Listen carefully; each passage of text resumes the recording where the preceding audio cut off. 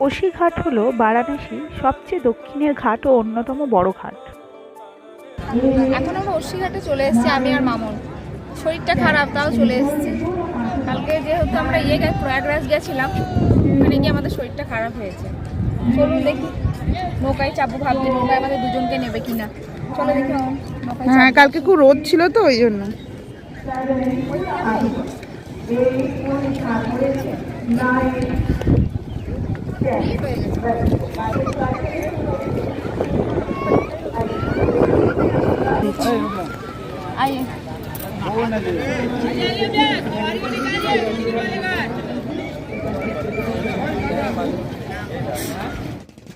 ভোরবেলায় গঙ্গার সমস্ত ঘাটগুলি নৌকো করে বা বোটে করে পরিভ্রমণ এক অন্যরকম প্রশান্তি ও অনুভূতি প্রদান করে।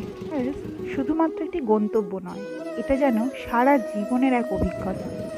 বেনারস ভ্রমণ আপনাকে প্রতিশ্রুতি দেয় এক অবিস্মরণীয় ভ্রমণের। আভ্যন্তরীণ শান্তি, ঐতিহ্য, অনন্য সংস্কৃতি, এমনকি নিজেকে নতুনভাবে জানতে ও চিনতে শেখায় এই শহর। তাই এখানে আসতে হলে আমাদেরকে নিজের সমস্ত ব্যস্ততাকে পুঁটলি বেঁধে বাড়িতে রেখে আসতে হবে। বেনারস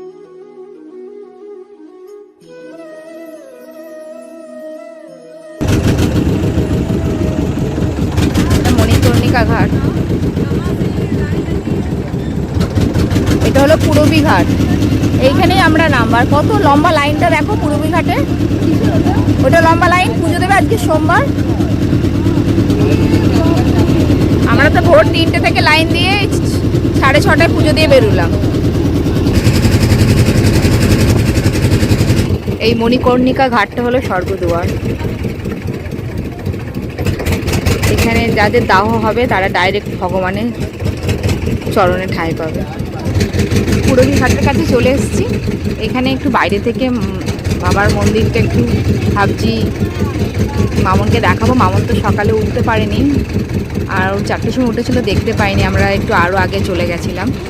মামন এখানে দেখবে, কিছু কেনাকাটি করবো, আর গঙ্গায় মামন স্নান করবে। আমরা এই মাত্র নামলাম পূরবী ঘাটের সামনে, আর সামনে আছে মণিকর্ণিকা ঘাট। সবসময় দাহ হচ্ছে। এইদিকে ঢুকা যাবে, আসো।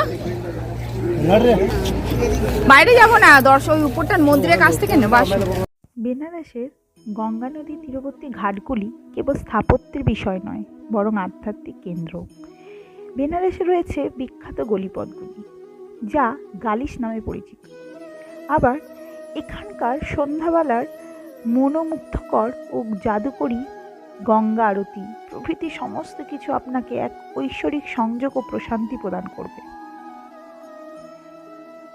জীবনে আমাদের সবসময় এক্সাইটমেন্ট নয়, শান্তিও প্রয়োজন, আধ্যাত্মিকতা প্রয়োজন। এখানে এসে আমরা আধ্যাত্মিকতার অনুভূতি লাভ করতে পারি। বেনারসকে আমরা মুখ্য নগরী বলে জানি।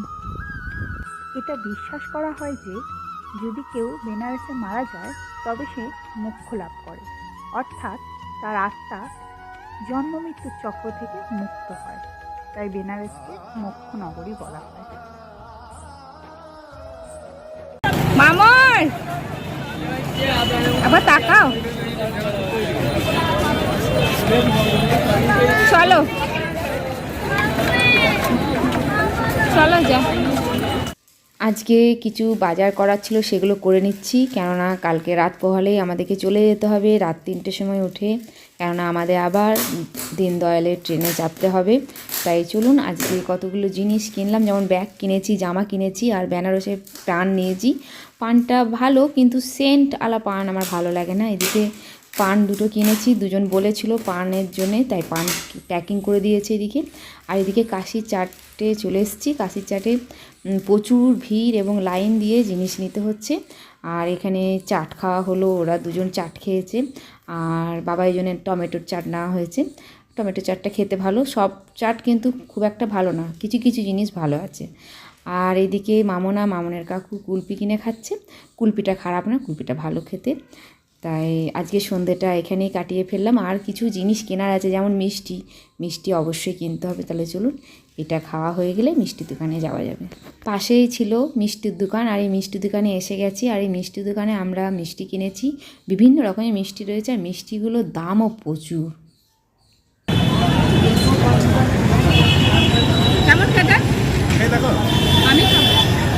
এইখানে মিষ্টি কিলোতে বিক্রি হয়, তাই আমরা সব 1 কিলো 1.5 কিলো করে মিষ্টি নিয়েছি। এখন রাত 3টে মতো বাজে। এবার আমরা রওনা দিচ্ছি, কাশী বিশ্বনাথের গেটের সামনে দিয়ে যাচ্ছি। আবার কবে দেখা হবে বাবার সঙ্গে।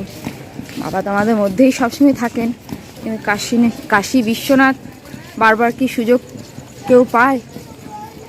তাই বলছি, নিশ্চয়ই বাবা আমাদের আবার আসার জন্য নিশ্চয়ই ডাক নিশ্চয়ই আসবে। তাহলে চলুন যাওয়া যাক। আমরা সেই মোড়ের মাথায় গিয়ে, ওই রাস্তাটার নাম কি আমার, গধুলিয়া চকের সামনে গিয়ে গাড়ি করব, অটো।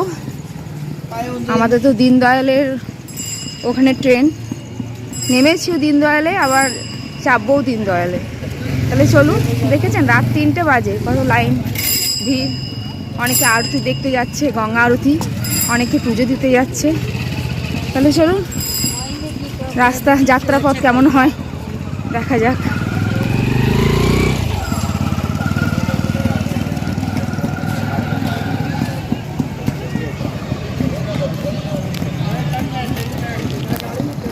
এইখানে অটোওয়ালাদের মধ্যে ঝগড়া অশান্তি হচ্ছে, কি অবস্থা দেখুন।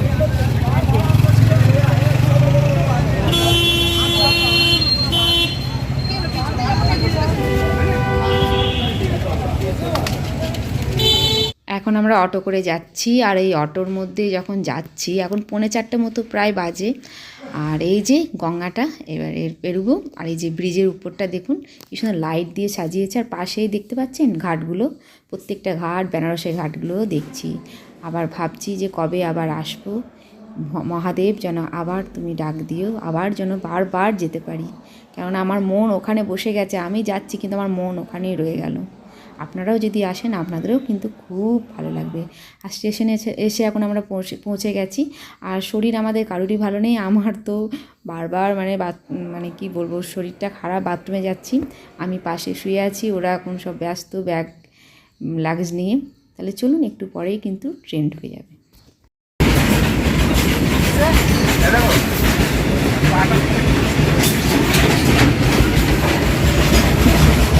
পাটা দেখা মজা নেবে ইউটিউবে, ইউটিউব ভিউ বাড়াবে।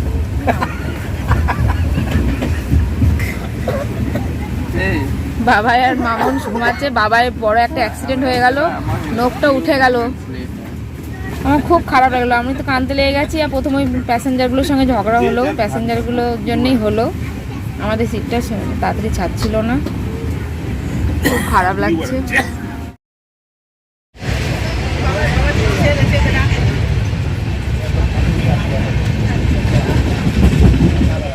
खाइए समोसा, गरम समोसा खाइए, सिंगड़ा समोसा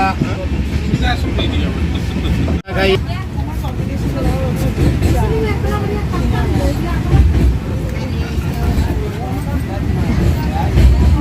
শরীর খারাপ তাও খাচ্ছি।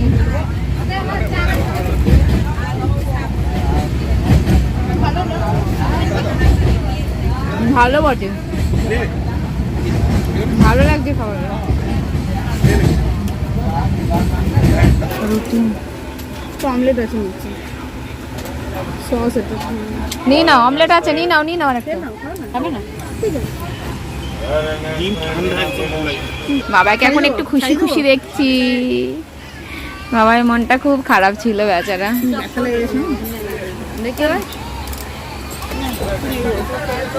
মনটা খুশি খুশি লাগছে বাবায়। বাবা এতক্ষণ নিরামিষ খাবে, আমিষ খাবে। কদিন ধরে নিরামিষ চলছিল কাশির।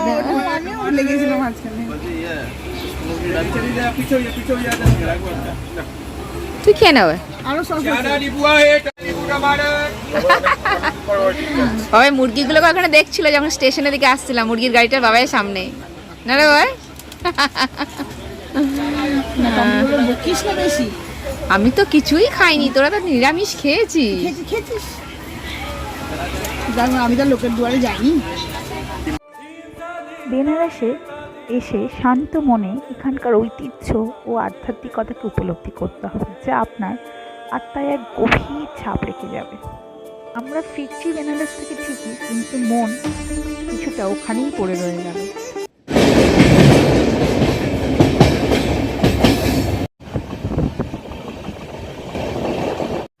মামন আস্তে আস্তে চলো, ওই দেখো দূরে টমি আর ফোনটি শুয়ে আছে ওই গেস্ট হাউসের সামনে। ও আমাদেরকে দেখে কেমন করছে একবার চলো দেখি, কারণ অনেক দিন আমাদেরকে দেখেনি। টমি তো চরম রাগ হয়েছে মামন, চলো একবার দেখি গিয়ে।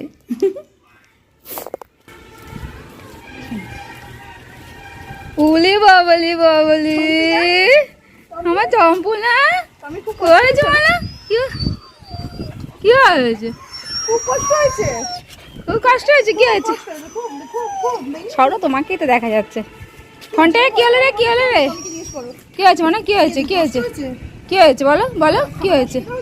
কি হয়েছে? খুব কষ্ট, খুব কষ্ট হয়েছে। এস এস ভাই, এখানে খুব সুন্দর হাওয়া দিচ্ছে। ফোনটে কোটি কোটি কোটি কোটি কোটি কোটি কোটি, কি হয়েছে? কি হয়েছে কোটি? টমা কই, টমা কই? কি অবস্থা, কি অবস্থা? হ্যাঁ ফোনটে আয় আয়, ফোনটে আয়, কোটি আয় আয়। ঘরের অবস্থা দেখো কি রকম।